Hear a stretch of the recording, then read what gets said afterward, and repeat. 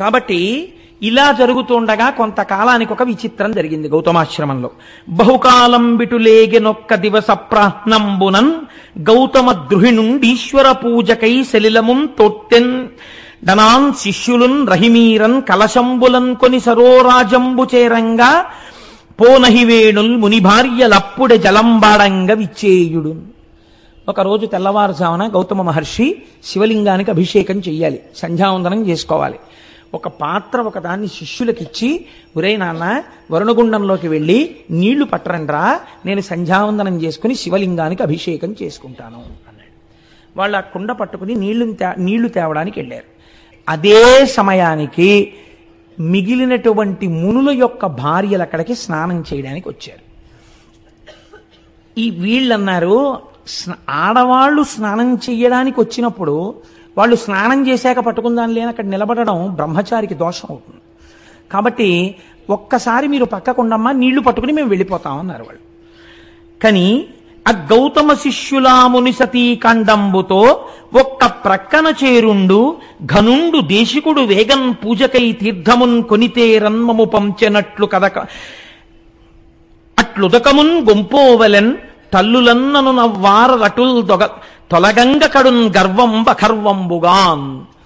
అమ్మలారా, దేశికుడు మా గురువు మమ్మల్ని కుండతో నీళ్లు తెమ్మన్నాడు సంధ్యావందనానికి, లింగాభిషేకానికి. మీరు ఒక్కసారి అలా ప్రక్కకి తొలగితే మేము ఆ నీళ్లు పట్టుకుని వెళ్ళిపోతామమ్మా అన్నారు వాళ్ళు. అనేటప్పటికీ వాళ్ళు అన్నారు, మీకు ఎంత మిడిసిపాటు వచ్చిందిరా, మీకెంత గర్వం వచ్చిందిరా, మునిపత్నులం మేము స్నానానికి వచ్చామా? మా స్నానం కన్నా గౌతముడికి సంధ్యావందనమును అభిషేకం ఎక్కువయ్యాయా? ముందు గౌతముడికి నీళ్ళు వెళ్ళాలా ఇక్కడి నుంచి? అంత గర్వం వచ్చిందా గౌతముడికి అంటే? చూశారా, ఇంటి యజమాని అన్నం తిన్న తరువాత విదిల్చినటువంటి చేతి ఎంగిలి మితుకులు తిన్న కాకి బలిసి యజమాని తల మీద తంతే ఎలా ఉంటుందో వీళ్ళ బ్రతుకులు అలా ఉన్నాయి. కాబట్టి ఇప్పుడు ఈ మాట అన్నారు అని వాళ్ళు చరచరా అక్కడి నుంచి బయలుదేరి తమ భర్తల దగ్గరికి వెళ్ళేటటువంటి ప్రయత్నం చేస్తున్నారు. చనుండు మీరలిక సత్వరమేమిటి దీర్ఘమాడి నీళ్లను కొనిపోవగావలే జలం వనరింపకొడల్పలు ఇరుమీ ఘనత నిరుంగకిట్లు పలుకం దొరకంటి రణంగ వారలం తనిచని ఆశ్రమమునకుంత గురురజ్ఞికి చెప్పెనాపయున్. ఇంతంత అహంకారం ఏమిట్రా మీకు? మేమిక్కడ స్నానం చెయ్యాలి, అభిషేకమా సంధ్యావందనమా? అంత గొప్పవాడైపోయాడు గౌతముడు, పొండవతలకన్నాడు. వాళ్ళు చిన్నబుచ్చుకుని నీళ్ల కుండని నీటితో తేకుండా ఖాళీ కుండతో తిరిగి వచ్చారు. గురువుగారి దగ్గరికి వెళ్ళి ఈ మాట చెప్తే, గురువుగారు చూశారా వీళ్ళని చేరదీసినందుకు ఎలా ప్రవర్తిస్తున్నారో అని గురువు పొద్దున్నే నొచ్చుకున్నా దానికి మేము కారణం అవుతాం. గురువుగారి దగ్గరికి వెళ్ళి అబద్ధం చెప్పినా దోషం వస్తుంది. అలాగని గురువుగారికి ఏమీ చెప్పకుండా కూర్చుంటే సంధ్యావందనానికి వేళ మీరిపోతుంది. కాబట్టి ఇప్పుడు ఎలా మనం ధర్మ సంకటంలో పడ్డాం అనుకున్నారా బ్రహ్మచారులు అని వాళ్ళు ఏం చెయ్యాలో అర్థం కాక, బిడ్డడు నాన్నగారి దగ్గర ఏదైనా చెప్పడానికి ఇబ్బంది పడినప్పుడు అమ్మ దగ్గరికి స్వతంత్రంగా వెళ్ళినట్టు గురుపత్ని అయిన అహల్య దగ్గరికి వెళ్ళారు. అమ్మ, గురువుగారు నీళ్లు తెమ్మన్నారమ్మా, మేము అక్కడికి వెడితే వాళ్ళు స్నానాలు చేస్తామంటున్నారు, మేము అక్కడ ఎలా నిలబడతామమ్మా? వాళ్ళు మునిపత్నులు, వాళ్ళు స్నానం చేస్తుంటే అయ్యే వరకు మేము అక్కడ నిలబడితే అది చాలా అసహ్యంగా ఉంటుంది, మేము బ్రహ్మచారులు అలా నిలబడకూడదు. వాళ్ళు ఒక్క కుండరు నీళ్లు పట్టుకుని మేము వెళ్ళిపోతామంటే అనరాని మాటలని మమ్మల్ని పంపించేశారమ్మా. ఇప్పుడు గురువుగారి దగ్గరికి ఖాళీ కుండతో ఎలా వెళ్ళడము అని బెంగ పెట్టుకున్నామమ్మా అని చెప్పారు వాళ్ళు. వాళ్ళు ఎంత ధార్మికమైన నడువడితో ఉన్న బ్రహ్మచారులో చూడండి. అందుకే నేనన్నా అక్కడ రెండు వర్గముల మనుషులున్నారు అని. ఇప్పుడు ఆవిడేం చేసింది? అహల్య. ఇప్పుడు ఇంతమందికి ఇంత నోరుంటే ఆవిడకు ఉండక్కర్లేదు ఏంటండి? ఆవిడ కూడా వెళ్ళి, మీ ఆయన తీసుకొచ్చాడా ఈ గుండం, మీ ఆయన తీసుకొచ్చాడా ఈ నీళ్లు, కష్టపడింది ఆయన, తెల్లారు లేస్తే ఆయన మోచేతి నీళ్లు తాగుతున్నారు మీరు మీ భర్తలను, ఆయన అభిషేకానికి నీళ్లు పట్టుకెళ్ళొద్దనడానికి మీనెవరు అని వీధి కొళాయి దగ్గర జట్టీలాడుకున్నట్టు దెబ్బలాడుకోవచ్చు. అలా దెబ్బలాడితే ఆవిడ మహాపతివ్రత అహల్య ఎందుకు అవుతుందండి? కావలసింది ఇప్పుడు ఏమిటి? వాదులాడ్డం కాదు, అవతల వాళ్ళ తప్పించడం అంతకన్నా కాదు. వాళ్ళు మునిపత్నులు, లక్ష్మీ స్వరూపాలు. ముందు భార్యగా తన ధర్మమేమి, వేళ మీరిపోకుండా భర్త సంధ్యావందనం చేసుకోవడానికి నీళ్లు ఇచ్చేయాలి. అది భార్యాధర్మం. కాబట్టి ఇప్పుడు ఆవిడ ఏం చేసింది? కడవనకొండు గైకొని తగన్ సరసీస్థలి చేరి నీరమున్ వడిగుని తెచ్చి ఇచ్చి తన భర్తకు దల్మిని దేవ పూజనా తడుపొనరించే అమ్మునుల దారలహల్య మదంబుతోడ ఈ ఎడమము బల్కరించకయే ఏగెను చుల్కన చేసి తానటుల్. అహల్య వేళ మీరిపోయిందనుకోండి, ప్రాయశ్చిత్తార్ఘ్యపూర్వక సంధ్యావందనం గరిష్యే నీళ్లు ముట్టుకుని 4 మాటలు అర్ఘ్యం ఇవ్వాల్సి ఉంటుంది గౌతముడు. ఆ పని ఆయనతో చేయించడమే ఎంత తప్పు. అందుకని ఆవిడ ఎవ్వరితో మాట్లాడకుండా ముందు భర్తకి నీళ్ళు ఇచ్చేయాలి. గబగబా వెళ్ళి వాళ్ళెవ్వరినీ పలకరించకుండా, ఇప్పుడు పలకరిస్తే వాదు జరుగుతుంది, వాదు జరిగితే భర్తకు ధర్మలోపం వస్తుంది. నేను ముందు గబగబా కడవతో నీళ్లు ముంచుకుని ఆవిడ వెళ్ళిపోయింది. ఆవిడ ఏమీ అనలేదు ఎవ్వరిని, ప్రసన్నమూర్తి అయి వెళ్ళిపోయింది. వెంటనే వాళ్ళన్నారు, చూశావా చుల్కన చేసి మమ్ములన్ అంటే మాతో మాట్లాడదనమాట. ఇది ఎంత దారుణంగా ఉంటుందో చూడండి లోకం ప్రవృత్తి. అడగచ్చు కదా, ఆ పిల్లలకి నీళ్ళు ఇవ్వలేదు కదా అని మమ్మల్ని అడగచ్చు కదా అంటే మేము మాట్లాడడానికి కూడా తాగం. వాళ్ళేమో ముండండి మా గురువు గారికి పట్టుకెళ్తా ఉన్నారు. ఏమిటమ్మా ఏదో నీళ్ల కోసం ఇక్కడికి వచ్చాం కాబట్టి వీళ్ళు ఇలా మాట్లాడుతున్నారు అంతే లోకం అని దెప్పి పొడవడానికి ఇద్దరినీ తీసుకున్నారు అనుకూలంగా. ఈవిడ చూడండి, ఆయనేమో అందులో కూర్చుని ముందు నాకు నీళ్లు పట్టరా అని ఆయన పంపించాడు.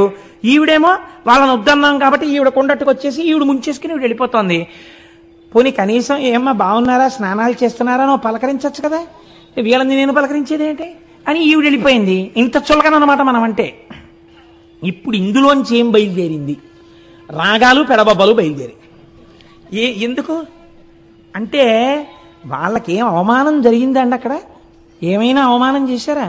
అవమానం జరగలేదు, అక్కసు బయలుదేరింది. అవతల ఉన్న వాళ్ళ నడువడిని గౌరవించలేని వాడు ఆయన యొక్క ధార్మిక జీవనాన్ని మెచ్చుకోలేడు. సరికదా, అక్కసు పెంచుకుంటాడు. కారణం ఏమిటి? నీ స్వభావం అటువంటిది, అందులోంచి వస్తోంది ఈ అక్కసు. నీ స్వభావాన్ని దిద్దుకోవాలి. కాబట్టి ఇప్పుడు వాళ్ళు ఏం చేశారు?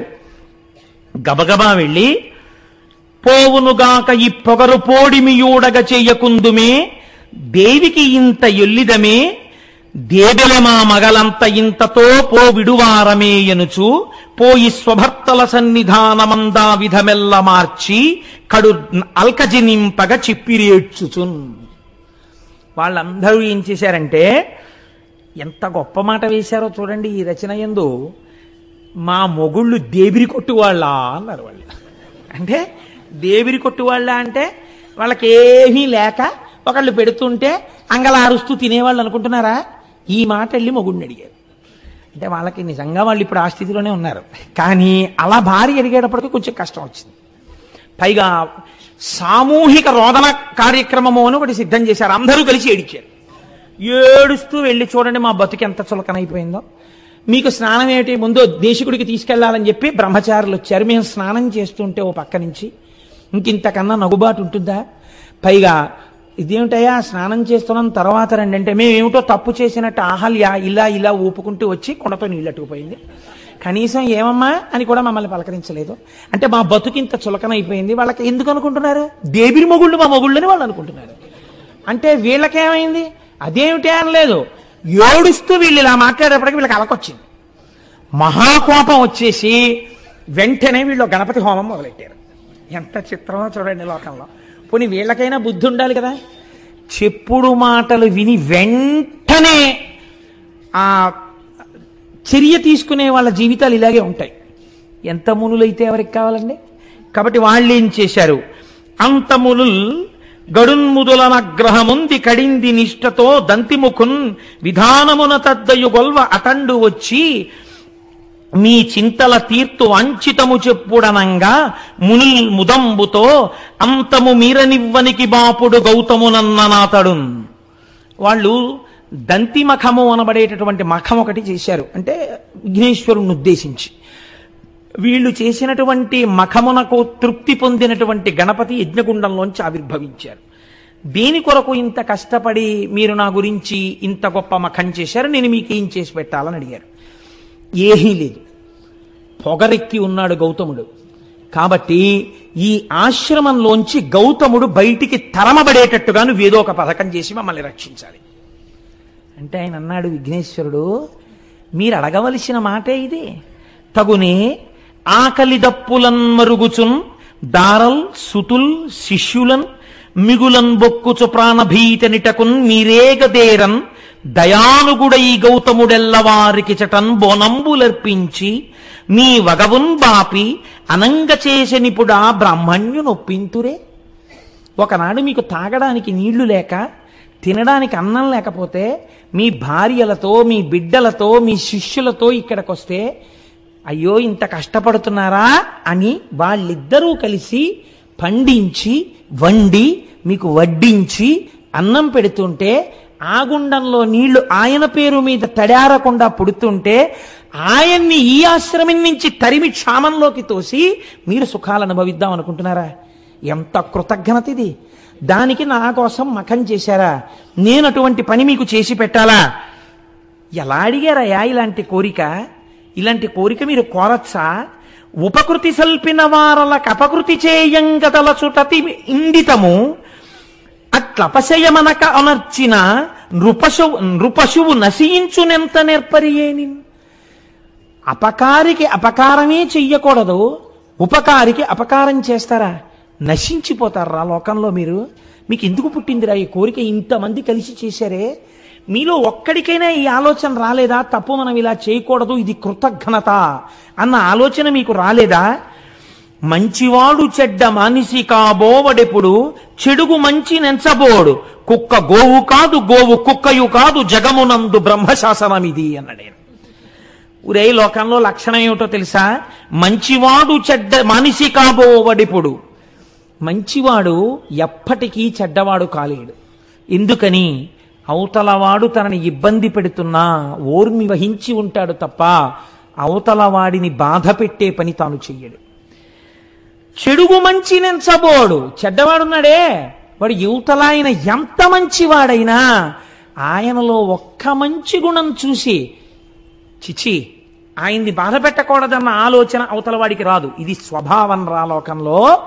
చెడువాడి లక్షణం ఇది. అవతలవాడిలో ఎంత మంచి ఉన్నా చూడలేడు.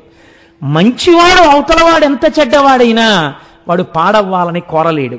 కుక్క గోవు కాదు గోవు కుక్క కాదు, కుక్క ఆవవలేదు ఆవు కుక్కవలేదు. ఇంతే లోకంలో బ్రహ్మశాసనం రా ఇది. అంటే ఇంకో మాటలో ఏమన్నాడు? మీరు కుక్కలు, ఆయన గోవు. మీరేం చేయగలరా ఆయన్ని? మీరు ఏం చేసినా ఆయన అభ్యున్నతికే పనికొస్తుంది. సనాతన ధర్మపు నిష్టని ఎలా తీసుకొస్తున్నారో చూడండి. భగవంతుణ్ణి నమ్మినవాడు, ఓర్మితో ప్రవర్తించిన వాడు చెడిపోడు. మీకు ఇటువంటి కథలు ధైర్యాన్ని నేర్పుతాయి. ఎవడో ఏదో మీకు ఒక చిన్న అపకారం చేశాడని మీరు అస్తమానం అదే చూసి బెంగ పెట్టుకునేటటువంటి అవసరం ఉండదు. పెద్దలు పెద్దలలాగే మాట్లాడతారండి. నేను ఎప్పుడైనా పురాణం చెప్పేటప్పుడు నా మనస్సుని పాడు చేసే సంఘటన ఏదైనా ఒకటి జరిగిందనుకోండి, నేను వెంటనే మా దొరగారి దగ్గరికి వెళ్ళి చెప్తుంటాను, దొరగారు నా మనస్సుని కొంచెం పాడు చేసిందండి, ఇటువంటి సంఘటన ఒకటి జరిగింది అంటే మా దొరగారు అంటారు, కోటేశ్వరరావు గారు మీ మనస్సు ఇటువంటి సంఘటనలకు ఆశ్రయం ఇచ్చి పరమ పవిత్రమైన శివమహాపురాణం చెప్పుకోవడాన్ని పాడు చేసుకుని ఇది పట్టుకుంటుందా? అలా పట్టుకుంటే మీరు పాడైపోరా? మీరు ఏది పట్టుకున్నారో దాని యందు మనసు పెట్టండి, దీని యందు మనసు విడిచిపెట్టండి, అది మీరు చేయవలసింది అంటుంటారు. ఆనాడు మహానుభావుడు విఘ్నేశ్వరుడు చెప్పిన మాటలు మా దొరగారు చెప్తుంటారు ఒక్కొక్కసారి తెలియకుండానే. చూసారా? పెద్దలు పెద్దలే లోకంలో. కనుక చూడండి, ఈ మాట చెప్పి కుక్క గోవు కాదు గోవు కుక్కయు కాదు జగమునందు బ్రహ్మశాసనం ఇది. ఇది బ్రహ్మశాసనం రా. కుక్క ఆవదు ఆవు కుక్కవదు అంటారు. అంటే వాళ్ళన్నారు, నీ దగ్గర నీతులు వినడానికి మేము ఈ మఖం చేయలేదు, నువ్వు మాకు ఏమైనా ప్రవచనం చేస్తావని మేము నిన్ను తెచ్చుకోలేదు. మాకు ఉన్న ఒకే ఒక కోరిక, గౌతముడు ఈ ఆశ్రమము నుంచి తరమబడాలి. అటువంటి కారణాన్ని నువ్వు సృష్టించాలి. నువ్వు అటువంటిది సృష్టిస్తే మేము చేసినటువంటి మఖమునకు నీవు ఫలితం ఇచ్చినట్టు, కాని నాడు నీవు కృతజ్ఞుడవైపోయినట్టు. ఆయన అన్నాడు, మీరు చేసిన మఖమునకు నేను ప్రీతి చెందాను, నేను తప్పకుండా మీ కోరిక తీరుస్తాను. కానీ ఇప్పుడే చెప్తున్నాను, చేసిన కృతజ్ఞపు పని వలన మీరు పాడైపోతారు. తన ఉపాసన యందు భంగం లేకుండా నడిచి వెళ్ళిపోయిన గౌతముడు సర్వోత్కృష్టమైన కీర్తిని పొందుతాడు. ఇది మీ మనస్సులో పెట్టుకోండి, నాకు అభ్యంతరం లేదు, మీ కోరిక తీరుస్తానన్నాడు. మిక్కిలి బక్కయా ఒకడు మేకొని వ్రీహివనంబు మేయుచున్ తొక్కుచునుండ గౌతముడు తొల్గగ చేయగా బూరిపోచపై నొక్కటి వేసే ధనముద ఉర్వి సమాంతము కూలీల్గే హా ఎక్కడి దోషమందతి మహేశ్వర యంచు మునీంద్రుడేడ్చుచున్. ఒక వృద్ధ గో ఒకటి ఆయన కష్టపడి వేసినటువంటి ఆ పళ్ళు ఆకుకూరలు ఉన్న చోటికొచ్చి తినేస్తోంది. గణపతి ఆ వృద్ధ ఆవు రూపంలో వచ్చారు. గౌతముణ్ణి ఆశ్రమం నుంచి తరిమి వేయబడేటట్టుగా చెయ్యాలి. ఇప్పుడు మునుల కోరిక తీర్చాలి. ఈశ్వరుడు కూడా ఏ రకంగా కోరినా లొంగుతాడు. అందుకే మనకి గురువుల్లో నిషిద్ధ గురువు అని ఒకడు ఉంటాడు. వామాచారం నేర్పేటటువంటి వాళ్ళు, తప్పు విధానంలో ఈశ్వరార్చన చేసేటటువంటి వాళ్ళు కూడా గురువులే. కానీ నిషిద్ధ గురువు, ఆ గురువును ఆశ్రయించవద్దని చెప్పింది శాస్త్రం. సూచక గురువు, వాచక గురువు, బోధక గురువు, పరమ గురువు, నిషిద్ధ గురువు అని 5 గురువులు. కాబట్టి ఇప్పుడు చూడండి, ఇప్పుడు ఈ బక్కావు మేస్తుంటే ఆవుని గట్టిగా కర్రతో కొట్టినా చేత్తో కొట్టినా గోమోదక దోషం వస్తుందని మహానుభావుడు ఆయన ఏం చేశాడంటే, గౌతముడు అయ్యో ఆవు కదా ఇదని ఒక ఎండిపోయినటువంటి సన్నటి గడ్డిపరక తీసి ఆవు మీద ఇలా పడేసి హా అన్నాడు. అంతే. ఈ గడ్డిపరక పడగానే భూమికి సమాంతరంగా పడిపోయి గుడ్లు తేలేసేసి చచ్చిపోయింది ఆవు. ఇప్పుడు గౌతముడు ఆశ్రమంలోకి వెళ్ళిపోవచ్చు. ఆయన గుండెలు బాదుకుని ఇచ్చాడు. నేనే విసిరాను గడ్డిపోచ, నేను విసిరిన గడ్డిపోచకే చచ్చిపోయింది ఆవు, నాకు గోహత్యా దోషం వచ్చింది అని ఏడుస్తున్నాడు ఆయన. ఇన్ని తెలుసున్న వాడికి ప్రాయశ్చిత్తం తెలియదండి. ఆయన ప్రాయశ్చిత్తం కోసం వెంపర్లాడట్లా, ఒక ఆవును చంపేశాను రా చూస్తూ అని ఏడ్చాడు. ఆవుల్నే పట్టుకెళ్ళి వజ్రశాలలో తెగతారుస్తున్నా చూస్తూ దేశం ఊరుకుంటే వానలు పడమంటే ఎక్కడ పడతాయండి? ఎక్కడో కొంతమంది మహానుభావులు కలిసి జంతు హింసా నివారణ సంఘం అని పెట్టి కత్తి వేటుకి నరకబడుతున్న ఆవుల్ని తెచ్చి గడ్డి వేసి రక్షిస్తున్నారు అక్కడ. కనుక చూడండి, ఇప్పుడు ఆ ఆవు చచ్చిపోతే ఈయన ఏడుస్తుంటే కనిమునులు తదంగనలు గౌతము చేరి విధంబెరింగి గోఘ్న నిబిడె పాపి ఎంతటి అకార్యమునర్చితి ఓరి నీ మొగంబునగన దోషము ముప్పుతిల బొమ్మటకేని వనంబు బాసి నీ అనుచర పుత్ర మిత్రదగి తాదుల తోట్కుని వేగదవులన్ అన్నారు. ఆయన భార్య వచ్చి ఏడుస్తోంది అహల్య, శిష్యులు వచ్చి ఏడుస్తున్నారు. వెంటనే ఈ మునులు విన్నారు, మునిపత్నులు విన్నారు. ఒరే మన కార్యం సిద్ధించిందిరా అనుకున్నారు. సంతోషంగా అందరూ వచ్చారు. ఏమైంది అని అడిగారు. నేను గడ్డిపరక విషయానమ్మా, ఆవు చచ్చిపోయింది అన్నాడు ఆయన. ఛీ దుర్మార్గుడా, ఆవును చంపిన నీ మొహం చూస్తే మహాపాతకాలు వస్తాయిరా. నీ మొహం చూడకూడదు మేము ఇప్పుడు, నువ్వు ఇక్కడే కూర్చుంటామే, ఇంకా నీ మొహం మాకు చూపిద్దామన్నా? లే పోదలబో, నువ్వు నీ భార్యని నీ బిడ్డల్ని నీ శిష్యుల్ని తీసుకుని ఈ ఆశ్రమం వదిలి దూరంగా ఎక్కడికన్నా పో. ఆయన పెట్టిన కూడు తిని బలిసి ఎంతటి మాటలు అన్నారో చూడండి. అక్కడతో ఊరుకున్నారు అనుకుంటున్నారా? నీ విచట నుండమేమిందు నిలువరాదు. నువ్వుంటే లేవా, అయితే మేము వెళ్ళిపోతాం. నువ్వుంటే మేము ఉండకూడదు, నువ్వు గోహత్య చేసిన వాడివి. దేవ ఋషి పితృ కార్యములు తీర్పరాదు. నీలాంటి గోహత్య చేసిన వాడు ఉన్న చోట దేవతలు ఆహారం తీసుకోరు, హవిస్సులు. పితృదేవతలు పుచ్చుకోరు. అగ్ని కార్యం పనికిరాదు, మాకు పాపం వస్తుంది. కాబట్టి హవ్య కవ్యంబులను గొనరగ్నిపితలు, హవ్య కవ్యములను పుచ్చుకోరు అగ్ని పితృదేవతలను. కాబట్టి సాగు సకుటుంబమెటకేని చక్కనిప్పుడు, వెంటనే నీ కుటుంబాన్ని తీసుకుని ఇక్కడి నుంచి పో ఎక్కడికైనా అన్నారు. అనేటప్పటికీ పాపం ఆయన చూసి దైవ పితృ మఖముల ఏవే విధమున సల్ప కూడా తెరుగుమిది మొదల్ నీ వనరించిన దురితం బే వడవున సడబడద ఎక్కుడు భరమవు. ఓ గౌతమ, వెళ్ళిపోదాం అనుకుంటున్నావేమో, వెళ్ళిపోవడం కాదు. ఇవాళ నుంచి నువ్వు అగ్నికార్యం చేయకూడదు, నువ్వు దేవతలను ఆరాధించకూడదు, నువ్వు పితృదేవతలకు ఏ విధమైనటువంటి పూజలు చెయ్యకూడదు. ఎందుకో తెలుసా? గోహత్య చేసిన నీలాంటి దుర్మార్గుడు పూజ చేస్తే భగవంతుడు నొచ్చుకుంటాడు రా. భగవంతుడు నొచ్చుకుంటే భూమికి భారం ఎక్కువైపోతుంది నువ్వు చేసే పాపపు పనుల వల్ల. ఒక పాపం మీద ఇంకో పాపం చేద్దాం అనుకుంటున్నావేమో, వెళ్ళి మళ్ళీ అగ్నికార్యాలు చేద్దాం పూజలు చేద్దాం అనుకుంటున్నావేమో, అదేం కుదరదు. నువ్వు దూరంగా ఎక్కడికైనా పో అంతే. ఇప్పుడైనా ప్రాణం ఏమిటండి? ఈశ్వరార్చన. ఆయన భగవంతుణ్ణి అర్చించకుండా ఉండలేడు, ఆయన భగవంతుణ్ణి అభిషేకించకుండా ఉండలేడు, ఆయన అగ్నికార్యం చేయకుండా ఉండలేడు, ఆయన సంధ్యావందనం చేసుకోకుండా ఉండలేడు. అటువంటి వాడిని నువ్వేమీ చెయ్యొద్దన్నారంటే చంపేశారు ఆయన ఇంకో రకంగా.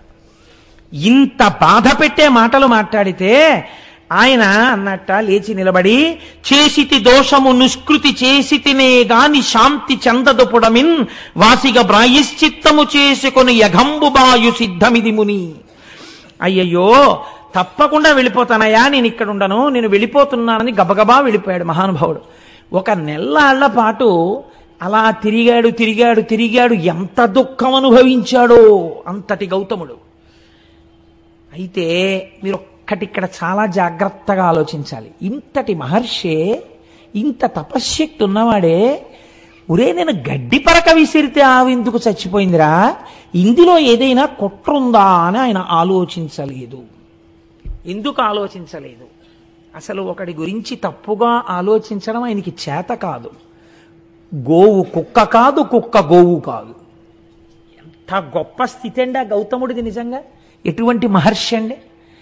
అందుకని ఆయన అంతర్ముఖుడై చూడలేదు. ఆయనే చూస్తే వీళ్ళ బతుకులు బయటడిపోతాయి. పైగా వెళ్ళి, నేను చాలా తప్పు చేశానయ్యా, ఒక నెల్లాళ్ళు అయిపోయిన తర్వాత చాలా వాడిపోయిన వదనంతో దుమ్ము కొట్టుకుని పోయిన వాడై దూరంగా నిలబడి తన శిష్యుల్లో ఒకడి చేత ఒక్కసారి నా కోసం ఆ మునుల్ని రమ్మనండి అని కబురు చేశాట. వీళ్ళు చక్కగా ఈ నీళ్లు తాగుతూ పువ్వులు పెట్టుకుంటూ చక్కగా ఈ కాయలు పళ్ళు తినేస్తూ ముప్పొద్దుల నా కోపంలో అయితే తెగ తిని కూర్చునున్నారు.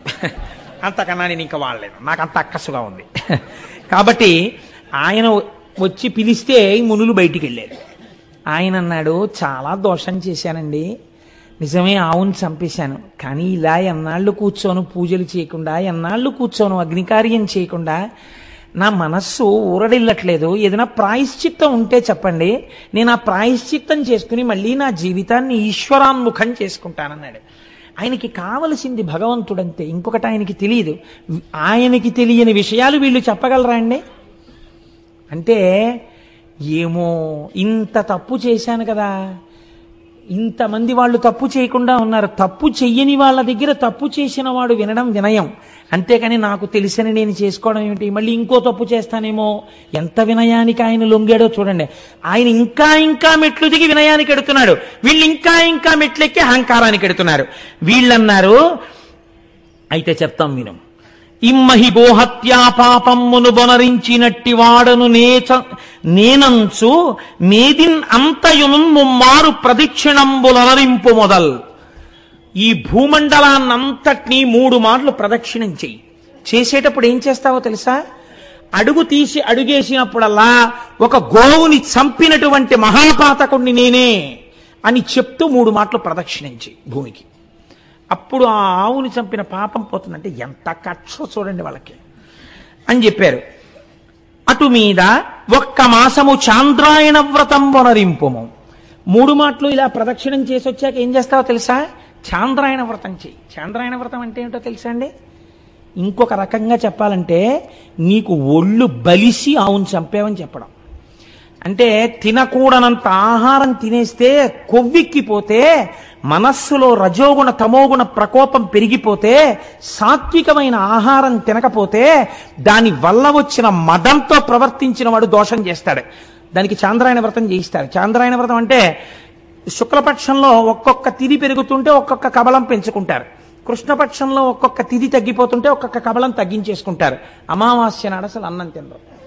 అలా అన్నాన్ని పెంచుకుంటూ తగ్గించుకుంటూ చేసుకోవడం వల్ల ఒంటికి పట్టిన కొవ్వు తగ్గిపోతుంది. అంటే వేరొక మాటలో చెప్పాలంటే నీ ఒళ్ళు కొవ్వెక్కి చంపావురా, బాగా తిని. ఆయన పెట్టినవాడు తిన్నవాడు కాడు. ఎంత లేసి మాటలు అన్నారో చూడండి ఆయన్ని నిజంగా. కాబట్టి నువ్వు ఇది చెయ్యి. అటు మీద ఒక్క మాసంబు చాంద్రాయణ వ్రతం వనరింపుము తదనంతరంబున. పోను అక్కడతో అయిపోయిందా? అప్పుడు ఏం చేస్తావో తెలుసా? 101 మారు పాటిగా బ్రహ్మగిరికి ప్రదక్షిణంబు అనరింపుము. 101 మార్లు ఈ బ్రహ్మగిరి చుట్టూ ప్రదక్షిణం చేయి. ప్రదక్షిణం చేసిన తర్వాత అంత మీద మృన్మయములైన లింగంబులర్ధిగూర్చి చేయు అర్చనంబు. 1,000,000 మృన్మయ లింగాలు తెచ్చిపెట్టు. నువ్వే చేసుకో, లింగాలన్నీ చేసుకుని 1,000,000 లింగాలు పెట్టు. పెట్టి ఈ కోటి లింగాలకి అర్చన చెయ్యి, చూడ్డానికి వస్తారు. ఏమిటి మహానుభావ ఈ క్రతువు అంటారు. మహానుభావుణ్ణి కాదు, ఆవును చంపానని చెప్తుండు, చెప్పి చెయ్యి అన్నారు. ఆయన తెల్లబోయాడు విని. ఇంత దారుణమైన శిక్ష, అయ్య బాబోయ్ అంటే అయితే అది కూడా చేయమన్నమాట అని ఇంకోటి ఏమంటారు. అడిగినందుకు చూడండి ఎంత స్థితికి వెళ్ళారో వాళ్ళు. మొగుణ్ణి కొట్టి మొగసాలకు వెళ్ళడం అంటే ఇలాగే ఉంటుంది. కాబట్టి ఇట్లు చేసినచో అఘంబువాయు. ఇక మరి ఒక పద్ధతి వినుము. ఒకవేళ చేయలేవా మొహం అలా పెట్టమే, ఇంకో పద్ధతి చెప్తాం మీరు పునజ్జెయ్యి అంటే అంతటి మహర్షిని పట్టుకుని ఇవాళ వాళ్ళు ప్రబోధన చేసేస్తున్నారు. ఎంత గొప్పగా మాట్లాడుతున్నారో చూడండి. దినదినమీశ్వరున్ కొలిచి దివ్య తపం వనరించి దేవ గంగను ఇట తెచ్చి తద్విమల కాండమునం అఘమర్షణావగాహనమును ఒనర్చినం దురితమంతయు డుల్లు శుభాప్తి కోరి ఇంకను శివలింగ కోటులను కల్పన చేసి భజింపు మాపయ్యన్. ఏం చేస్తావు తెలుసా? అలా చేయలేకపోతే వెళ్ళి కూర్చుని శంకరుడి గురించి తపస్సు చెయ్యి. శంకరుడు ప్రత్యక్షమైన తర్వాత గంగ నిమ్మని అడుగు. ఇత పూర్వం వారణాసి దగ్గర ప్రవహిస్తోంది ఒక గంగ, ఇంకొక గంగని ఇటు తీసుకురా. భగీరథ ప్రయత్నం అంటారు. భగీరథుడు ఎంత కష్టపడవలసి వచ్చిందండి. ఈయన కర్మ ఈయనకి. వెళ్ళి ఆ గంగనిటి తీసుకురా, ఎక్కడా చంపావో అటువైపు నుంచి ప్రవహింపచేయి. చేసిన తర్వాత ఒక వ్రతం చేయి, అఘమర్షణ వ్రతం అనేటటువంటి వ్రతం. మళ్ళీ 1,000 లింగాలు పెట్టు, వాటికి అర్చన చేయి. ఇవన్నీ చేస్తే నీ పాపం పోతుంది అనుకుంటున్నాం, అలా చేయి మొదలు పెట్టన్నారు.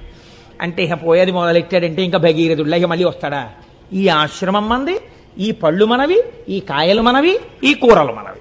ఇంకా మళ్ళీ భగీరథుడు తిరిగి రాకుండా ఉపదేశం చేశాడు.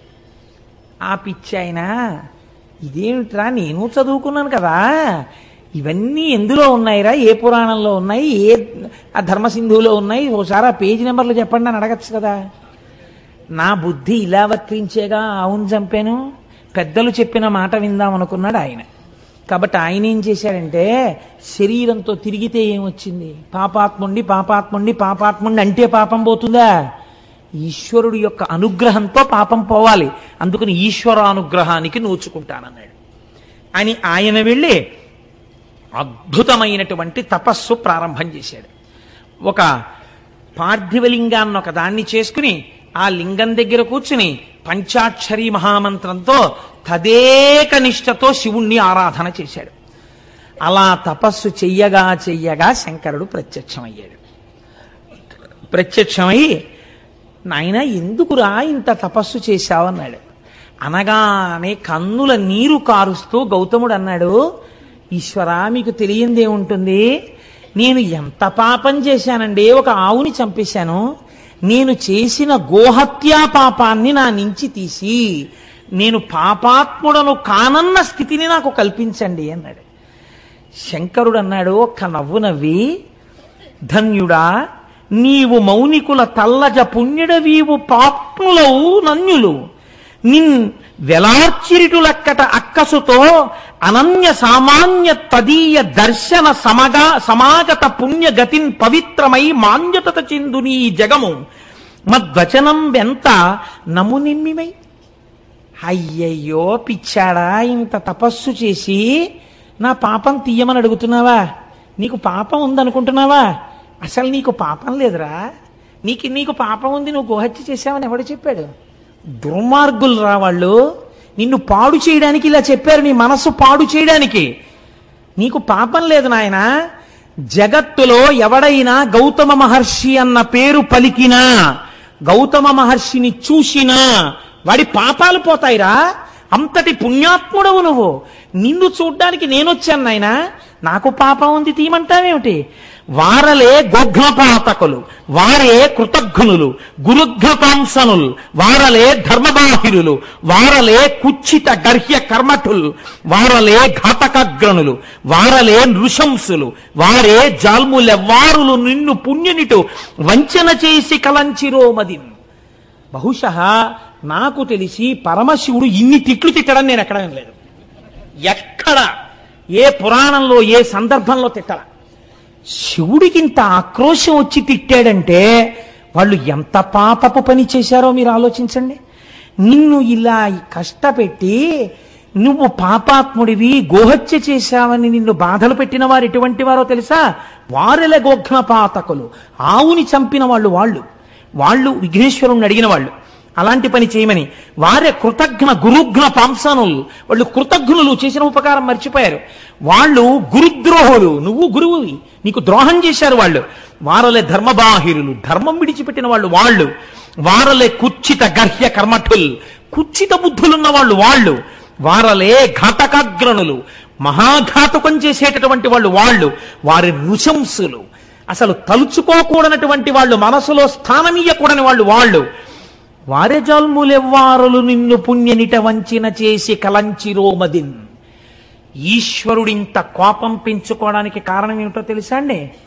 ఇంత భక్తుడవైన నీ మనస్సు ఎందుకు పాడి చేశారా వాళ్ళు? దీనికి నాకింత కోపం వచ్చింది. భక్తుడైన వాడి మనస్సు పాడి చేస్తే వచ్చేటటువంటి శిక్ష అది. కాబట్టి ఇప్పుడు ఏమైంది అంటే ఆయన అన్నాడు, నీ దివ్య దృష్టిని చూడివని పరమేశ్వరుడు అవలోకింపచేసిన మునీశ్వరుడు అవలోకించి విస్మితుండై పరమేశ్వరుని చూసి, ఏమిటయ్యా గౌతమా, నీ చెప్పాలా ఎవరు చేశారో ఈ ద్రోహం? నువ్వు ఇంత తపోశక్తి దురంధరుడవే, నడిచి వెడుతున్న అగ్నిహోత్రానివే, నువ్వు ఒక్కసారి అంతర్ముఖుడవైతే సమస్తం తెలుస్తుందే, ఇంత పిచ్చివాడివి ఏమిట్రా నాయన, కనీసం అనుమాన పడలేదేమిరా? ఒక్కసారి అంతర్ముఖుడవు. నేను చెప్తున్నాను, మీరు చరిత్రలో ఎక్కడైనా వరమివ్వడం చూశారు, కానీ ఇంత బెంగ పెట్టుకుపోయి, ఇంత బాధపడిపోయి, ఇంత పిచ్చాడివేంట్రా నాన్న, నా మాట నమ్మరా, ఒకసారి అంతర్ముఖుడు అయి చూడు అని శంకరుడు నచ్చ చెప్పి చూడమన్న సందర్భం ఒక్కటి నాకు చూపించండి సమస్త వాంగ్మయంలో. లేదు, అది గౌతముడికే చెల్లింది. ఎంతటి ఉదయుడో మహానుభావుడు, ఎంతటి మహానుభావుడో! ఆయన తెచ్చిన గంగ చేత పోషింపబడిన శరీరాలు ఈ శరీరాలు.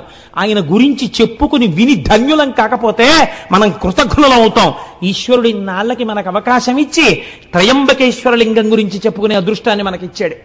కాబట్టి ఒక్కసారి అంతర్ముఖుడై చూశాట గౌతముడు. సత్యం తెలిసిపోయింది, ఎవరు చేశారో ఈ పని అర్థమైపోయింది. వెంటనే ఆయన కళ్ళు తెరిచి శంకరుణ్ణి చూసి అన్నాడు, ఉపకారమయునిరించిరి కృపానిధి నిజంబు వారు కించుకలైనని నీ కృపకున్ పాత్రమనైతిని నిపుణనై వడసి కొంటి నీ దర్శనమున్. ఆహాహాహా, నాకెంత ఉపకారం చేశారయ్యా వాళ్ళు పరమేశ్వర. వాళ్ళు నన్ను ఇలా తిట్టకపోతే, వాళ్ళు నన్ను ఇలా తోసేయకపోతే, నేను ఇలా తపస్సు చేసి నిన్ను ప్రత్యక్షం చేసుకుంటానా? నిన్ను చూడాలి, నా పాపం పోవాలని ఎంత కఠోరంగా తపస్సు చేశాను, ఎంత మనస్సు పెట్టి తపస్సు చేశాను. అవతల వాడిలో చెడు చూడడం మంచివాడికి చేత కాదురా. కుక్క ఆవు కాదు, ఆవు కుక్క కాదు చెప్పాడు కదా విఘ్నేశ్వరుడు. కాబట్టి మహానుభావులు నాకు ఎంత ఉపకారం చేశారండి, వాళ్ళ వల్ల కదా మీ దర్శనమైంది. వాళ్ళంతా ఉపకారం చేస్తే వాళ్ళని నేను ఏమని నిందించను, నేను వాళ్ళకి రుణపడిపోయాను పరమేశ్వర అన్నాడు. లోకమునందు లోకేశ్వరుణ్ణి చూడడం తప్ప అవతల వాడిని తప్పు పట్టడం చేత కాని గౌతముడు తెచ్చిన గంగ తాగి బతికిన జీవితాలు బురద జల్లుకునే స్థాయిలో తెల్లవారులేస్తే పేపర్ల నిండావే. ఎంత కృతజ్ఞపు కుచ్చిత కుళ్ళు బతుకులై కూర్చున్నాయండి మనవి. ఎంత సిగ్గుపడాలి నిజంగా మనం. గౌతముడు ఎంత పరివేదన చెందుతాడు. ఒక్క చోట గౌతమ మునికి విగ్రహం లేదా? ఒక్క చోట గౌతముడి గురించి చెప్పేవాడు లేడా? ఒక్క చోట గౌతముడికి ఆరాధన లేదా? ఇంతటి మహానుభావుడని చెప్పి ఆయన పేరు మీద ఉత్సవం లేదా? పనికి మాలిన వాళ్ళందరికీ ఉత్సవాలా? ఎంత కృతజ్ఞతతో ఉంది లోకం ఇవ్వాలా? ఆయన ఇచ్చిన నీళ్లు తాగా మునుల్నెందుకు అనాలి? మనము వాళ్ళు ఒకటి కాదా? కాబట్టి ఇప్పుడు ఈ మాట చెప్పి ఆయన అన్నాడు, అయినా కూడా అని ఆనందించి చొక్కియున్నంత వరంబిచ్చదా కోరుకొనమనుడు. ఏమిటో నీ ఇంత మంచితనం ఏమిటో. సరే అయిందేదో అయిపోయింది, పాపం తీసేయి అన్నావు, తీయడానికి నీకు పాపం లేదు. వచ్చిన వాడిని ఉట్టినే వెళ్ళిపోతానా? ఏదైనా వరం కోరుకో, వరం ఇస్తానన్నాడు. చిత్రం ఏమిటో తెలుసా అండి, ఆయనకి ఏది గుర్తొచ్చిందో తెలుసా? వరుణుడు జలం ఇవ్వనన్నాడు, మునులు నువ్వు గంగని తీసుకురా అన్నారు. పోనీలే, వాళ్ళు చెప్పిన మాట ఇంకా వింటున్నాడు. ఎంత పెద్దరికం ఇచ్చాడో చూడండి. ఇప్పుడు వాళ్ళు చెప్పిన మాట మనం అడిగితే శివుడు కోపడతాడేమో, ఇంకా నీకేం బుర్రలేదా, వాళ్ళు చెప్పిన మాటలే అడుగుతున్నావు, సర్వజ్ఞుడు కదా అని అనుకోలేదు. మహానుభావం. నిజమైన కృతజ్ఞత అంటే ఇది. నన్ను వాళ్ళు పంపించబట్టి మీ దర్శనమైందండి లొల్లి మాట్లాడటం లేదు. నిజంగా వాళ్ళు ఎంత పుణ్యాత్ములో ఎంత ఉపకారం చేశారో నేను వాళ్ళ చెప్పిన మాటలే గట్టిగా పట్టుకోవాలనుకుంటున్నాడు. అంటే పైకి ఒక మాట లోపల ఒక భావన కాదు, నిజంగా లోకంలో అవతలవాడి యందు దుష్టత్వం చూడడం చేత కానివాడు. కాబట్టి ఇప్పుడు ఆయన ఏమడిగాడో తెలుసా అండి ఆయన్ని, అయ్యా మీరు నిజంగా నన్ను కానీ అనుగ్రహించాలనుకుంటే ఒక్కసారి మీ జటాజూటంలో ఉన్న గంగని విడిచిపెట్టండి, నేను ఆంధ్రదేశానికి తీసుకెడతానన్నాడు. అనగానేట గభాలన గంగ పైనుంచి కిందకి దూకిందిట స్త్రీ రూపంలో. తల్లి తెల్లటి వస్త్రాలతో నిలబడేటప్పటికీ ఇవన్నీ గౌతముడు కోరుకున్నవి కావు. గంగా దర్శనం అయింది ఆయనకి. వెంటనే 2 చేతులు ముకిలించన్నట్ట, తల్లిలో ధన్యపు పుణ్యపు ముల్లోకములకు శుద్ధి ఒనరించదవు ఉత్పుల్లాబ్జలోచన, నన్ను చల్లగా నిర్మలుని చేయు శంకరు రాణి, ఓ శంకరుడి రాణి. అమ్మా పుల్లాబ్జలోచన, తామరపూల వంటి కనులున్నదానా, తల్లి లోకాలన్నింటినీ రక్షించేదానా, పాపాలు కడిగేదానా, నన్ను నిర్మలుణ్ణి చెయ్యమ్మా అన్నాడు ఆయన. ఇంకా గంగలో స్నానం చేసి తను నిర్మలత్వం పొందాలని అంటే ఆ తల్లి అంది, తప్పకుండానయ్యా నీకు అభిషేకము గూరిచి వీక చనెద శివుని తలకు వేగ ననగ బల్ వ్యాకులితుడంగగు మునినవలోకించి శివుండనియే నిలువుమని గంగన్. ఆవిడంది, నువ్వు కోరుకున్నట్లుగా ఇక్కడొక్కసారి నేను ఆగుతాను, నీటి రూపంలో నీ తల మీద పడతాను. అంటే నీకు గంగా స్నానం అయిపోయింది కదా, నువ్వు నిర్మలుడు అయిపోయినట్టే కదా, ఇంకేం కావాలి, నువ్వేమడిగావు, నన్ను నిర్మలుణ్ణి చేయమన్నావు, నేను ఒక్కసారి నీ తల మీద పడతాను, అభిషేకం అయిపోతుంది. కాబట్టి గంగా స్నానం అయిపోయింది. నీకు స్నానం అవుతుందని లేదా ఆవిడ, నీకు అభిషేకం అవుతుందండి, అయిపోతుంది. కాబట్టి నీవు కోరుకున్నట్టు పోనీ గంగా స్నానం అయిపోయింది కదా, నేను వెంటనే మళ్ళీ శివుడి తల మీదకి ఎక్కేస్తాను, ఇంకొక మారు భూమి మీద ప్రవహించాను. ఒక్కసారి ప్రవహించినందుకు ఎంతమంది వచ్చి స్నానాలు చేసి పాపాలు వదులుతున్నారో చూస్తున్నాను, మళ్ళీ ఇంకో పాయా వద్దు బాబోయ్, మళ్ళీ తల మీదకి వెళ్ళిపోతానండి. అంటే ఆయన అన్నాడు, అమ్మా నేను అది కాదు కదమ్మా అడిగింది, లోకానికి అంతటికీ సుభిక్షం కావాలమ్మా, నువ్వు ప్రవహించాలని కదా తల్లి నేను కోరింది అన్నాడు. అంటే ఆవిడంది అటు ఇటు చూసి, ఈ మాట వినేటట్టు లేడు, ఈయనకి వరం ఇచ్చినవాడు మా శంకరుడేమో భోళాశంకరుడు, ఈయనేమో కుదరదంటాడు ఎలాగోనని, ఈయన కుదరదు గంగా నువ్వు ప్రవహించనే లోపల మనమేమో నియమం పెట్టేస్తే గొడవ వదిలిపోతుందని శంకరుడి వంక చూసింది. ఏమంటే ఆయన తప్పకుండా ప్రవహించమంటున్నాడు, నేను ప్రవహిస్తాను, మీరు లింగ రూపంలో ఇక్కడ వెలియండి, మీరు ఇక్కడ లింగ రూపంలో ఉండండి, నేను ఇక్కడి నుంచి ప్రవహిస్తాను, ప్రవహించి వెడతాను, 33 కోట్ల మంది దేవతలు కూడా నా ప్రవాహం ఎటు వెడుతుందో అటు ఉండాలి. అంటే ఆయన అన్నాడు, తప్పకుండా అలాగే ఉంటాను గంగా అన్నాడు. ఆయన ఎంత భక్తవశంకరుడో ఆయన చూడండి, తప్పకుండా ఉంటాను లింగ రూపంలో ఉన్నాడు. దేవతలందరూ పరుగు పరుగును వచ్చి మన్ని కూడా ఉండమంటాడో ఏమిటో, భీమహా నిన్ననే కదా విన్నాం, ఆయన శాసనం కాదనకూడదు. వాళ్ళు వచ్చి అన్నారు, అమ్మ అమ్మ అమ్మ అమ్మ మాకు మాత్రం ఒక ఎగ్జంప్షన్ ఇయ్యమ్మా, ఏడాదికి ఓ రోజు వచ్చి ఇక్కడ కూర్చుంటాం, 2 పుష్కరాలు వచ్చినప్పుడు ఏడాది అంతా ఉంటాం, 365 రోజులు ఇక్కడే కూర్చుని ఉండమని మాత్రం నియమం పెట్టకమ్మా, మమ్మల్ని వదిలే, అందరి బదులు మహానుభావుడు పరబ్రహ్మం పరమశివుడు ఉంటున్నాడు కదా తల్లి లింగ రూపంలో, మమ్మల్ని వదిలేయమ్మా అన్నారు. సరే పుష్కరాల్లో వచ్చి ఏడాది ఉండండి, సంవత్సరానికి ఓ రోజు వచ్చి ఈ తటంలో కూర్చోండి, అలాగే కూర్చుంటా ఉన్నారు. అన్న తర్వాత ఇప్పుడు ఆ గౌతముని పేరు మీద వెడుతున్నటువంటి గంగ పాయ కనుక దీనిని గౌతమి అని పిలుస్తారయ్యా, ఇదిగో ఈ గౌతమి ప్రవహిస్తుంది అన్నారు. ఇప్పుడు స్వామి త్రయంబకుడన్న పేరుతో అక్కడ వెలిశాడు. మిగిలినటువంటి లింగాలకు ఒక్కొక్క దానికి ఒక్కొక్క పేరుంది, ఇక్కడ వెలిసినటువంటి శివలింగానికి త్రయంబక లింగము అని పేరు. అలా ఎందుకంటారో తెలుసా అండి, ఇది పరమశివుని యొక్క అపారమైన కారుణ్యాన్ని, ఆయన సౌలభ్యాన్ని తెలియచేస్తుంది. అప్పై దీక్షితులు వారని మనకి ఒక మహాపండితుడు ఒక ఆయన ఉన్నారు, వారు ఎంతగా శివోపాసన చేశారో అటువంటి వారికి ఒకానొకప్పుడు ఒక ఆలోచన వచ్చింది, అసలు నిజంగా నా మనస్సు శివుణ్ణి పట్టుకున్నది నిజమైతే ఎలా తెలియాలి? నిద్రపోతున్నప్పుడు కూడా శివుణ్ణే తలుచుకుంటూ ఉండాలి, కానీ నిద్రపోతున్నప్పుడు నేను అలా తలుచుకున్నానో లేదో నాకు తెలియదే. రెండోది ఏమిటి, నాకు పిచ్చెక్కితే నేను శివుడి గురించే మాట్లాడుతూ ఉండాలి పిచ్చిలో, అప్పుడు మిగిలిన వాళ్ళు వింటారు నాకు పిచ్చెక్కిన, విని నేను పిచ్చెక్కినప్పుడు ఏం మాట్లాడుతున్నానో వాళ్ళు చెప్తే నేను శివుడి గురించే మాట్లాడితే నేను శివభక్తుడిని అయినట్టు అని శిష్యుల్ని పిలిచి అన్నారు, ఒరే ఆ గూట్లో పిచ్చెక్కే మందుంది, అది పట్టుకురండి, నేను తాగేస్తాను.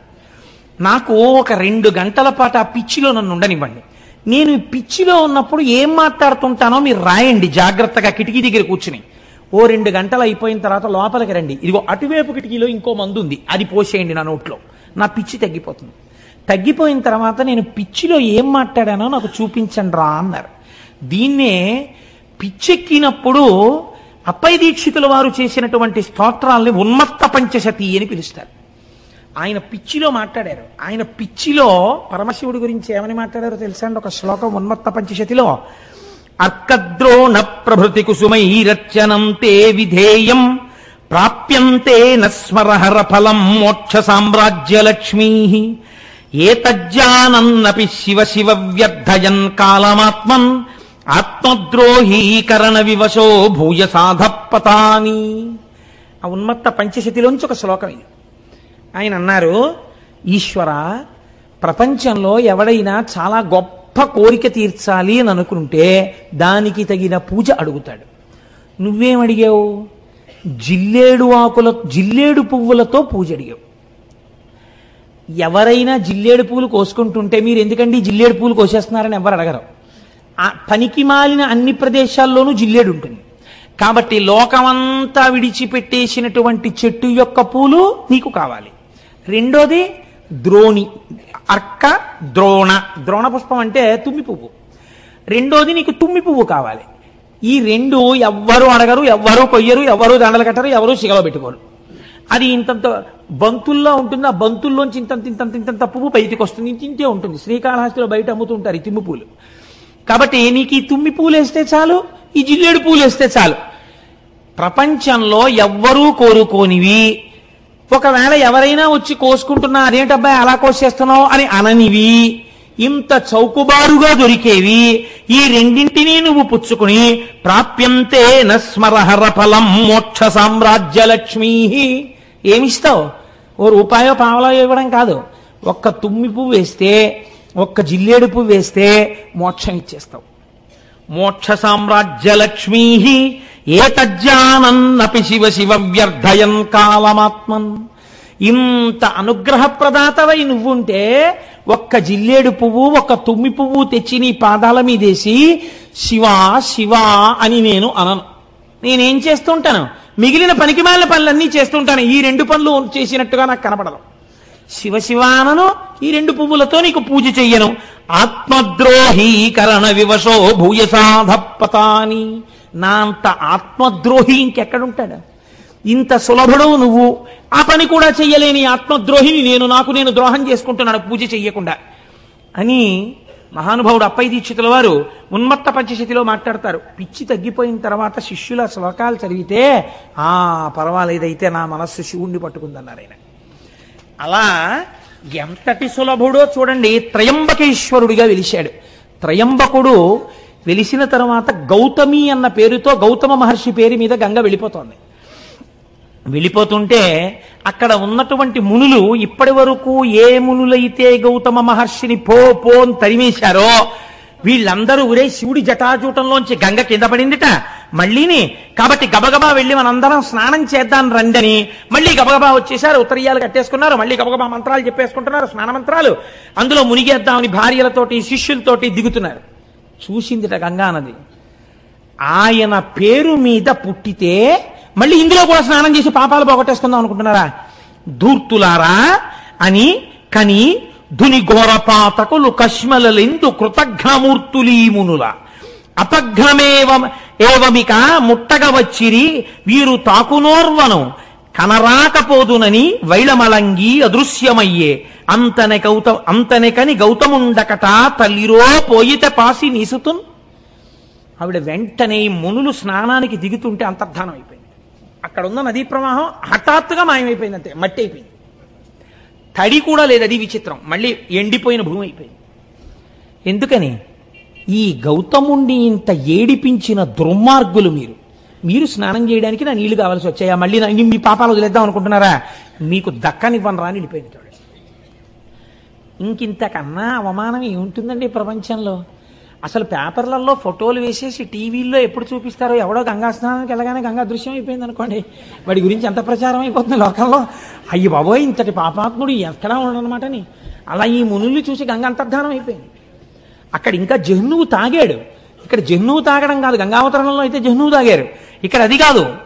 వెళ్ళిపోయిందంటే మళ్ళీ ఆకాశంలోకి. ఇంత శివశాసనం ఉంది, పక్కన త్రయంబకలింగం ఉంది, ఆవిడ అయినా లెక్క పెట్టడానికి వెళ్ళిపోయింది. అంటే ఎంత బాధ వచ్చిందో ఆవిడికి నిజంగా. ఇప్పుడు వాళ్ళు ఏడవలేదు, అయ్యో అమ్మా ఎంత తప్పు చేశామో, నిజంగా తల్లి నువ్వే మాకు స్నానం చెయ్యనన్నావు. లోకంలో ఒక సామెత ఉంది, రక్షిస్తే తల్లి రక్షించాలి, లేకపోతే గంగ రక్షించాలంటారు. సీతమ్మ తల్లి అంటుంది ఉత్తరాఖండలో. కానీ భరిస్తే తల్లి భరించాలి, లేకపోతే గంగ భరించాలంటారు. ఎంత తప్పు చేసిన కూతురునైనా తల్లి కాపాడుకుంటుంది, లేకపోతే ఇంకా గంగ కాపాడుకోవాలి. కాబట్టి అటువంటి గంగ మమ్మల్ని కాపాడలేదని వీళ్ళు ఏడవలేదు, వీళ్ళు ఇంకా అలా బిర్రబిగిసి నించున్నారు. ఏడిచిన వాడు ఎవరో తెలుసా అండి? గౌతముడు ఏడ్చాడు. తల్లిరో వెళ్ళిపోయావా అమ్మా, వీళ్ళందరూ స్నానం చేద్దాం అనుకుంటున్నారమ్మా, ఎంత చిన్నబుచ్చుకున్నారో చూడమ్మా, అమ్మా రామ్మా అని ఏడ్చాడు. ఈయన ఏడుపు చూడలేక మళ్ళీ వచ్చింది ఆవిడ. అప్పుడు వీళ్ళు చక్కా లోపల దిగి స్నానాలు చేశారు. చేస్తే ఇంతవరకు చూశారట. కొన్ని చోట్ల గౌతముడు శపించాడని ఉంటుంది. గౌతముడు అలా శపిస్తే చక్కటి అరిటాకేసి నీళ్లు జల్లి విభూతితో ఓంకారం రాసి అన్నం పెట్టి నెయ్యేసి పప్పేసి కూరేసి పచ్చడేసి పులిసేసి పిండి వంటలేసి పెరుగేసి విస్తరి మీద ఉమ్మేసిలిపోయినట్టు ఉంటుంది. ఇంతగా లోకాన్ని ఆరాధించగలిగినటువంటి గౌతముడు ఇప్పుడు ఈ మునుల్ని ఎందుకు శపిస్తాడండి? శపిస్తే ఈ కథకు అర్థం ఉందా? అసలు ఈ ఆఖ్యానానికి అర్థం ఉందా? అది అలా ఎలా వచ్చేసిందో లోకంలో నానుడి నాకు అర్థం కాదు. అప్పుడు ఒక్క మాట మాత్రం చెప్తారు, మునులరించినట్టి యఘమున్ సకలమ్ము నిరింగి మట్టుమీరినవడి గౌతమార్యుడును మరిన్మరి వారణ సేయుచుండినన్ గనలచు అమ్మునిప్రువుల కన్గొని ఇట్లది శాపమిచ్చిరీరును భవదీయ వంశులు విరోధులు కాగలరీశ్వర భక్తికిన్. గౌతముడు శపించలేదు. తమ గురువుగారు ఇంత చేసినా సరే, గంగా స్నానాన్ని మళ్ళీ ఏర్పాటు చేసినా సరే, స్నానం చేసి వచ్చి క్షమార్పణ చెప్పి ఆయన కాళ్ళు పట్టని మునులను చూసి గౌతమ శిష్యులు శపించారు. ఏమని శపించారు? నీకు శివభక్తి లేకుండుగాక అని శపించారు. మీకు నేను నిన్నటి రోజున ఒక మాట చెప్పా, ప్రపంచంలో ఐశ్వర్యమును పాడు చెయ్యడానికి గొప్ప శాపం ఏమిటో తెలుసా అండి? నీ ఇంట జిల్లేడు మొక్క పుట్ట. జిల్లేడు మొక్కలు ఇంట్లో పుట్టాయంటే ఆ ఇల్లు ఇంకా నివాసయోగ్యం కాకుండా పాడుపడిపోవడానికి సిద్ధపడిపోతుందని. నీ ఇంట జిల్లేడు మొక్క పుట్ట అంటే భయంకరమైన శాపం భౌతికమైన ఐశ్వర్యానికి. నీకు శివభక్తి లేకుండుగాక అంటే అంతటి దయాళువైనటువంటి శివుడి మీద భక్తి లేనటువంటి స్థితి ఏర్పడడం అంటే ఇంకా అది మనుష్య జన్మ ఎత్తి కూడా ఉద్ధరణ వేపికి అడుగులు వేయలేనటువంటి వైక్లభ్యానికి గురైపోవడం. కాబట్టి ఆత్మోన్నతిని పాడు చెయ్యాలంటే నీకు శివభక్తి కలగకుండుగాక అని శపిస్తారు. భౌతికమైన ఐశ్వర్యాన్ని పాడు చేయాలనుకుంటే నీ ఇంట జిల్లేడు మొక్క పుట్ట అని శపిస్తారు. కాబట్టి ఇప్పుడు గౌతమ శిష్యులు ఏమని శపించారంటే మీకు శివభక్తి కలగకుండుగాక అని శపించారు. వాళ్ళ నాటి నుంచి జడులై తమ జీవితాల్ని పాడు చేసుకుని తిరిగారు. ఆనాడు వెలిసినటువంటి త్రయంబకలింగమే మనం ఈనాడు వెడితే మహారాష్ట్రలో త్రయంబకేశ్వరుడు అని త్రయంబకం గౌతమీ తటే అని ఆ గౌతమీ తటి ఒడ్డునే మనం చూస్తున్నాం. కానీ మీరు ఒక్కటి ఆలోచించండి, నేను మిమ్మల్ని ఒక యథార్థమైన ప్రశ్న వేస్తాను. నిజంగా మనం త్రయంబకేశ్వరుడి గుడిలోకి వెళ్ళినా, గోదావరి ఒడ్డున నించున్నా, ఇంత కష్టపడి ప్రయాణం చేసి కాటేసి తీసుకుని స్నానం చేసి గుళ్ళోకి వెళ్ళి పెద్ద క్యూలో నించుని తీరా అక్కడికి వెళ్ళేటప్పటికి జరుగని ఏదో దర్శనం చేసుకుని సంతోషంతో బయటికి వచ్చి గోదావరి ఒడ్డున నించున్నా, మీరు గౌతముడి గురించి ఇంత ప్రశాంతంగా ఇంత ఆనందంగా మీ మనస్సులు నిలబడతాయా? నిలబడవు. నిజంగా అసలు త్రయంబక దర్శనం అంటే ఏమిటో తెలుసా అండి? ఇప్పుడిక్కడ ఈ సభలో మీరు చేసిన దర్శనమే మీరు గౌతమీ తటి యందు త్రయంబక దర్శనం చేశారు. ఇప్పుడు నిజంగా మహామునిని మీరు శ్లాఘించినట్టు మనస్సుతో దీని వలన ఈశ్వరానుగ్రహానికి మీరు లోనవుతారు. ఇప్పుడు ఏమైంది? ఆయన త్రయంబకుడు. త్రయంబకుడు అంటే 3 కన్నులున్నవాడు. 3 కన్నులున్నవాడు సమస్త దేవతా స్వరూపములయందు మహాదేవుడొక్కడే. మనకి ఓం త్రయంబకం యజామహే సుగంధిం పుష్టివర్ధనం ఉర్వారుకమివ బంధనాన్ మృత్యోర్ముక్షీయమామృతాత్ అని మృత్యుంజయ మహామంత్రం. 3 కన్నులు ఉండడం అంటే మీరు ఒకటి బాగా జ్ఞాపకం పెట్టుకోండి. కాలహర కామహర ఈ 2 దాని యందు ఉన్నాయని. మనం పుట్టడానికి కారణమేమి? తల్లిదండ్రుల యొక్క కామము మన యొక్క జననమునకు హేతువు. మళ్ళీ మన శరీరం పడిపోవడానికి కారణమేమి? కాలము కారణము. కొంతకాలం వచ్చిన తర్వాత డేట్ ఆఫ్ డెత్ ఉంది కదండి. కాలము వలన పడిపోతారు, కామము వలన మళ్ళీ ఉపాధి తీసుకుంటారు. కామమును కాలమును రెండింటినీ హరించగలిగిన వాడంటే మీకు మళ్ళీ ఇంకొకసారి అమ్మ కడుపులో పుట్టవలసిన అవసరము లేకుండా చెయ్యగలిగిన వాడు. వాడు 3 కన్నులున్నవాడు. అందుకే మనం త్రయంబకలింగాన్ని శివలింగాన్ని ఆరాధన చేస్తే ఒక మాట చెప్తాం. త్రిదళం త్రిగుణాకారం త్రినేత్రం త్రియాయుషం అంటాం. త్రియాయుషం అంటే ఏమిటో తెలుసా అండి? 3 ఆయుర్దాయములను చూసేటట్టు చేస్తాడు. ఈ మాట చెప్పి మారేడుదళం వేస్తే త్రిజన్మ పాప సంహారం ఏకబిల్వం శివార్పణం అంటాం. ఇది త్రియాయుషం అంటే వార్ధక్యంలో ఒక ఆయన వచ్చేసాడు అనుకోండి. వార్ధక్యంలోకి అంటే ఆయన ఏం చూసేశాడు? బాల్యము యవ్వనము కౌమారము 3 చూశాడా లేదా? చూస్తే కదా ఇప్పుడు వార్ధక్యంలో ఉన్నాడు. ఒక ఆయన అసలు వార్ధక్యంలోకి వెళ్ళలేదనుకోండి, వెళ్లకుండానే వెళ్ళిపోయాడంటే అర్థం ఏమిటి? ఆయన పూర్ణాయుర్దాయాన్ని పొందలేదు. 4వ ఆయుర్దాయంలో నించున్నాడంటే మిగిలిన 3 ఆయుర్దాయాల్ని చూశాడు. మిగిలిన 3 ఆయుర్దాలు చూసేటట్టుగా చేస్తాట ఒక్క మారేడుదళం శివలింగం మీద వేస్తే వాడు త్రయంబకుడు. వాడు త్రిదళం త్రిగుణాకారం. అది కూడా ఎలా చేస్తాడు?